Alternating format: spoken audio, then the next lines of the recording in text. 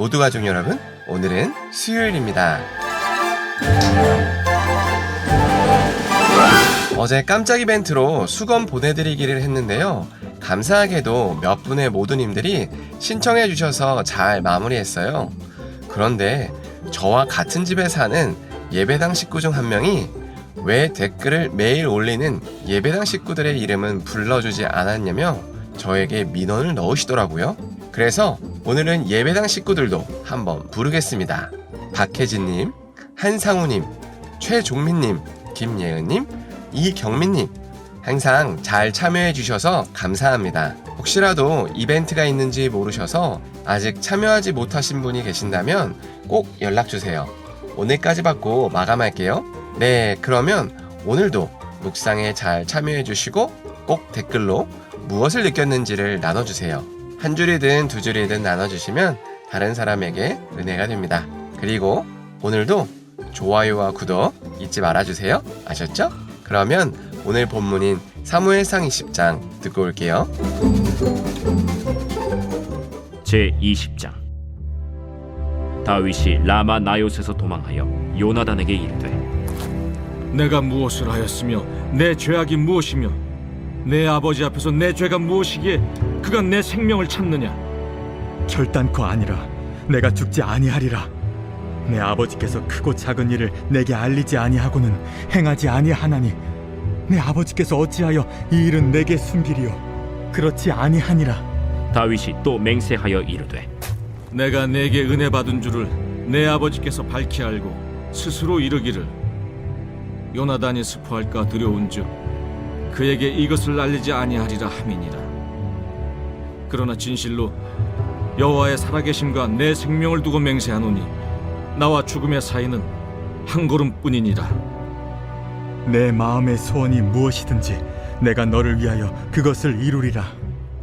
내일은 초하루인즉 내가 마땅히 왕을 모시고 앉아 식사를 하여야 할 것이나 나를 보내어 셋째 날 저녁까지 들에 숨게 하고 내 아버지께서 만일 나에 대하여 자세히 묻거든 그때 너는 말하기를 다윗이 자기 성읍 베들레헴으로 급히 가기를 내게 허락하라 간청하였사오니 이는 온 가족을 위하여 거기서 매년제를 드릴 때가 됨이니이다 하라. 그의 말이 좋다 하면 내 종이 평안하려니와 그가 만일 노하면 나를 해하려고 결심한 줄을 알지니 그런즉 바라건대 내 종에게 인자하게 행하라. 내가 내 종에게 여호와 앞에서 너와 맹약하게 하였음이니라. 그러나 내게 죄악이 있으면 내가 친히 나를 죽이라. 나를 내 아버지에게로 데려갈 이유가 무엇이냐? 이 일이 결코 내게 일어나지 아니하리라. 내 아버지께서 너를 해치려 확실히 결심한 줄 알면 내가 내게 와서 그것을 내게 이르지 아니하겠느냐? 내 아버지께서 혹 엄하게 내게 대답하면 누가 그것을 내게 알리겠느냐? 오라, 우리가 들로 가자. 하고 두 사람이 들로 가니라. 요나단이 다윗에게 이르되 이스라엘의 하나님 여호와께서 증언하시거니와 내가 내일이나 모레 이맘때에 내 아버지를 살펴서 너 다윗에게 대한 의향이 선하면 내가 사람을 보내어 내게 알리지 않겠느냐?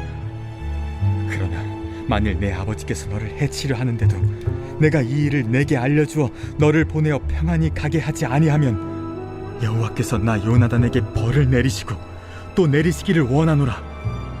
여호와께서 내 아버지와 함께 하신 것 같이 너와 함께 하시기를 원하노니 너는 내가 사는 날 동안에 여호와의 인자하심을 내게 베풀어서 나를 죽지 않게 할 뿐 아니라 여호와께서 너 다윗의 대적들을 지면에서 다 끊어버리신 때에도 너는 내 인자함을 내 집에서 영원히 끊어버리지 말라.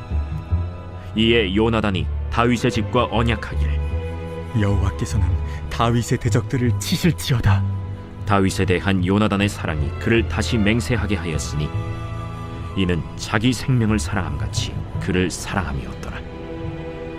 요나단이 다윗에게 이르되 내일은 초하루인즉 내 자리가 빔으로 내가 없음을 자세히 물으실 것이라. 너는 사흘 동안 있다가 빨리 내려가서 그 일이 있던 날에 숨었던 곳에 이르러 에셀 바위 곁에 있으라.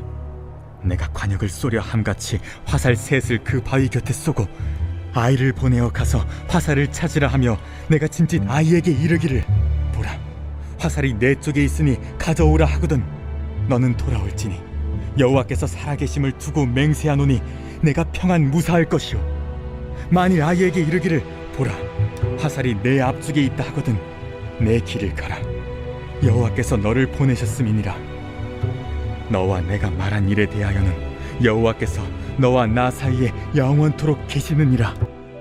경쟁이 치열한 현대사회에서 양보하기란 쉽지 않습니다. 특히 회사에서 승진과 같이 자리를 놓고 경쟁할 때는 더욱 그렇습니다. 그러다 보니 세상에서는 정정당당하게 경쟁하는 것만으로도 잘했다고 합니다. 그러나 하나님 나라는 세상과 다릅니다.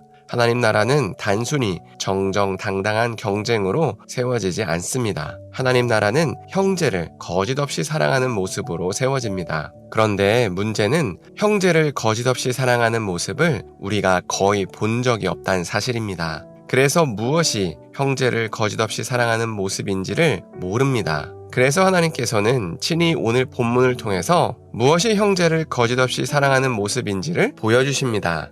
오늘 본문은 사울을 피해서 사무엘에게 갔던 다윗이 요나단을 만나려고 사울성으로 돌아오는 장면에서 시작합니다. 그리고 다윗은 요나단에게 자신의 상황을 설명합니다. 그리고 다윗과 요나단은 약속합니다.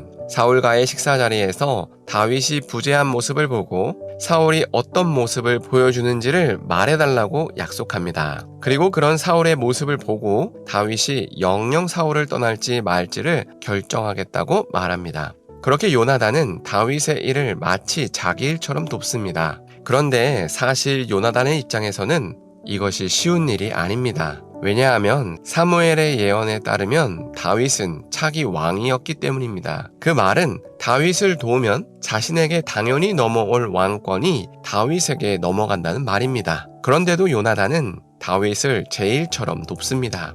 그 결과 다윗은 사울을 피해서 안전하게 도망갈 수 있었습니다. 그런데 만약 요나단이 다윗을 돕지 않았다면 다윗은 왕으로 세워지지 않았을 겁니다.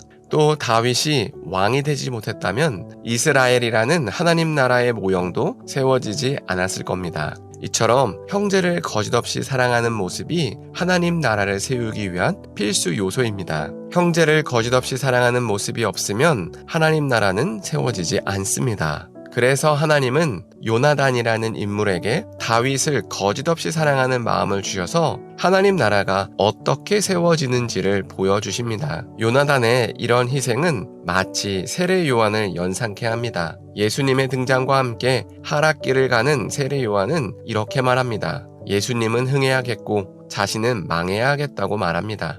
당시 세례 요한의 영향력이었다면 젊은이 예수의 발목 정도는 잡을 수 있었습니다. 그러나 세례 요한은 그렇게 하지 않았습니다. 하나님 나라를 위하여 기꺼이 자신의 자리마저 내어줬습니다. 이게 형제를 거짓없이 사랑하는 모습입니다. 형제를 거짓없이 사랑하지 않고서는 절대로 하나님 나라는 세워질 수 없습니다. 그러니 형제를 거짓없이 사랑하지 않고서는 교회도 세워질 수 없습니다. 그래서 저는 부교역자 때부터 늘 다짐한 게 있습니다. 저부터 형제를 거짓없이 사랑하자입니다. 그래서 제가 담임 목회자가 됐을 때 혹시나 저보다 더 유능한 목회자가 나타나면 두말 없이 담임 자리를 물려주겠다고 다짐했습니다. 교회는 목사의 밥줄이 아닙니다. 목사는 교회를 섬기는 사람이지 교회를 통해서 생계를 유지하는 사람이 아닙니다. 그러니 당연히 저보다 더 교회에 유익을 줄 수 있는 사람이 있다면 그 사람이 교회를 담임하는 게 맞습니다. 이제 막 개척한 목사가 이런 다짐을 운운해서 우습기는 하지만 그래도 계속 다짐합니다. 왜냐하면 저는 저를 믿지 않기 때문입니다. 그래서 지금부터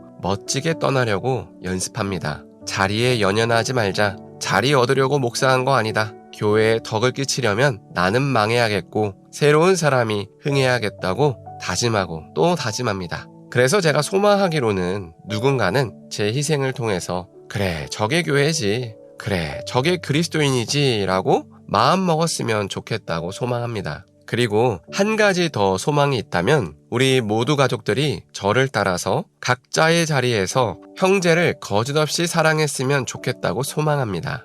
그 말은 여러분도 여러분이 다 쌓아온 거 아무 연고도 없는 사람에게 그냥 넘겨줄 수 있어야 한다는 말입니다. 그래야 우리의 모습을 통해서 세상이 그래 저게 교회지, 그래 저게 그리스도인이지 하기 때문입니다. 사랑하는 우리 모두 가족 여러분, 우리 다음 세대라도 우리와 다른 교회를 경험했으면 좋겠습니다. 하늘 소망은 운운하면서 서로 밥그릇 싸움하는 교회 말고 정말로 하늘 소망을 품은 사람처럼 세상에 미련 없이 사는 모습을 보여줘야 합니다. 사실 저는 이 모습 보여주려고 목사가 됐다고 해도 과언이 아닙니다. 그래서 저와 함께하는 여러분도 이 모습을 여러분의 삶의 현장에서 보여주셨으면 좋겠습니다. 그래서 적어도 우리 주변의 사람들에게는 당신 때문에 교회를 다시 봤다는 말을 들었으면 좋겠습니다.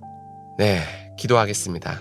사랑의 하나님, 요나단이 다윗을 거짓없이 사랑한 것처럼 우리도 하나님 나라를 세우기 위해서 우리 형제를 거짓없이 사랑할 수 있었으면 좋겠습니다. 그래서 정말로 하늘 소망 품은 사람처럼 이 세상에 미련 두지 말고 떠나야 될 때 멋지게 떠나는 우리 모두가 될 수 있도록 하나님 은혜를 베풀어 주시옵소서. 그래서 우리를 통하여 이제는 세상이 그래 저게 교회지, 그래 저게 그리스도인이지 할 수 있었으면 좋겠습니다. 예수님의 이름으로 기도합니다.